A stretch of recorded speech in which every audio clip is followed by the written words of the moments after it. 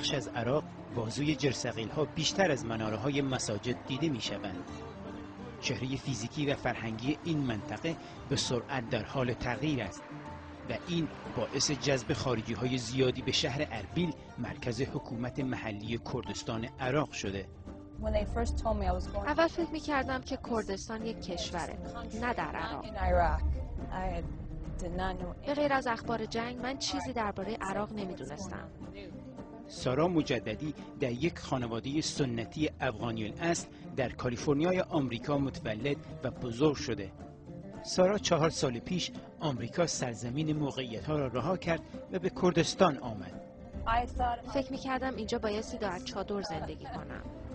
وقتی که به اربیل رسید تازه فهمید که کردستان در کشور جنگ زده عراق واقع شده. من کم فارسی بلدم. سارا معلم خصوصی انگلیسی است و شبها مدیریت رستوران مجموعه امپریال اربیل را به عهده دارد. نمی‌ترسی اینجا عراق؟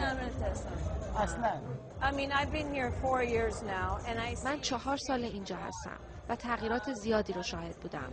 من امیدوارم که در 20 سال آینده کردستان به دبی دیگه‌ای تبدیل بشه. اما دبی در آستانه ورشکستگی است. اینجا نفت و پول زیادی وجود داره. مجموعه امپایر شامل ماشین‌های تفریحی، کلوب و رستوران است. این مرکز 4 سال پیش توسط دیوید هیز سرمایه‌گذار آمریکایی راه اندازی شد. من فکر می‌کنم کردستان از زادگاهم هیوستن تگزاس امن‌تره. من جرئت ندارم در بخش از هیوستن راه برم، اما اینجا میتونم به همه جا سفر کنم.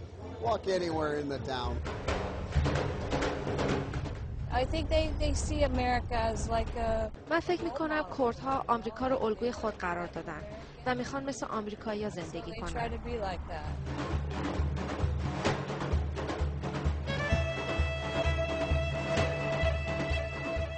پاساژ مجیدی یکی از فروشگاه‌های تازه تأسیس است که به سبک فروشگاه‌های زنجیره‌ای آمریکایی ساخته شده است. پس از سقوط صدام حسین 17% از درآمد نفتی عراق به کردستان اختصاص داده شد. اینجا همه فعالیت‌های اقتصادی با پول نقد انجام می‌شود و به همین جهت رکود اقتصادی جهانی تأثیر زیادی بر طرح‌های عمرانی این منطقه نداشته است. در عراق سیستم بانکی به خوبی راه‌اندازی نشده. در حقیقت اینجا بانک مرکزی عراق و ایشون رئیس کل بانک مرکزی اربیل.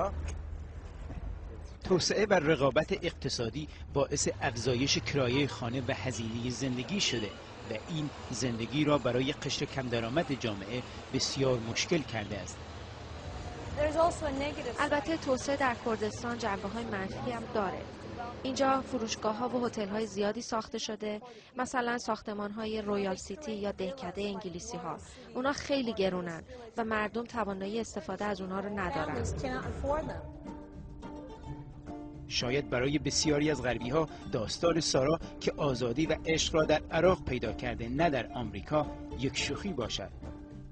اگه همدیگر رو نفهمیم از کلمات کردی استفاده می‌کنیم. سلجوق دوست پسر سارا ترکی است و مدت 2 سال است که در کردستان کار می‌کند. من آزادی و احتمالاً عشق رو اینجا پیدا کردم. امنیت و موتورهای تغییر کردستان از سایر قسمت‌های عراق جلو زده. گرچه دستاندازهای حاصل از اختلافات کردها با دولت مرکزی این میدان را تهدید می‌کند، اما موتورهای محرکه بدون توجه به عواقب این دستاندازها همچنان با سرعت رو به جلو در حال حرکتند. ژیار گل، BBC اربیل.